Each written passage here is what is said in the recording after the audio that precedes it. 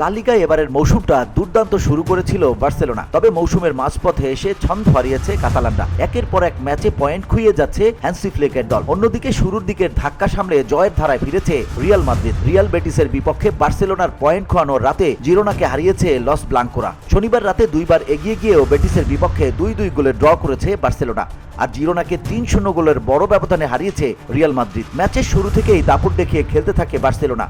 প্রথমার্ধে তাদেরকে এগিয়ে নেন রবার্ট লেভানডোভস্কি। এরপর দ্বিতীয়ার্ধে পেনাল্টি থেকে সমতায় ফেরে বেটিস। বদলি নেমে ফের বার্সেলোনাকে এগিয়ে নেন ফেরান তরেস। যোগ করার সময়ে আসানে দিওয়ায়ের গোলে পয়েন্ট কেড়ে নেয় বেটিস। প্রতিপক্ষের মাঠে প্রথমার্ধে রিয়ালকে এগিয়ে নেন জুড বেলিংহাম। এরপর দ্বিতীয়ার্ধে শুরুতে ব্যবধান বাড়ান আর্দা গিলের। শেষে তৃতীয় গোলটি করেন এমবাপ্পে। তাতেই বড় জয়ের 3 বাগিয়ে বার্সেলোনার ঘাড়ে নিঃশ্বাস ফেলছে রিয়াল। 17 ম্যাচে 38 পয়েন্ট নিয়ে শীর্ষে আছে বার্সেলোনা, তবে 16 ম্যাচে 11 জয় ও 3 ড্রয়ে 36 পয়েন্ট নিয়ে 2 থেকে বার্সার ঘাড়ে নিঃশ্বাস ফেলছে রিয়াল। 15 ম্যাচে 32 পয়েন্ট নিয়ে 3 আছে অ্যাথলেটিকো মাদ্রিদ। 16 ম্যাচে 22 পয়েন্ট নিয়ে জিরোনা আছে 8 নম্বরে। VOD Bangla news desk.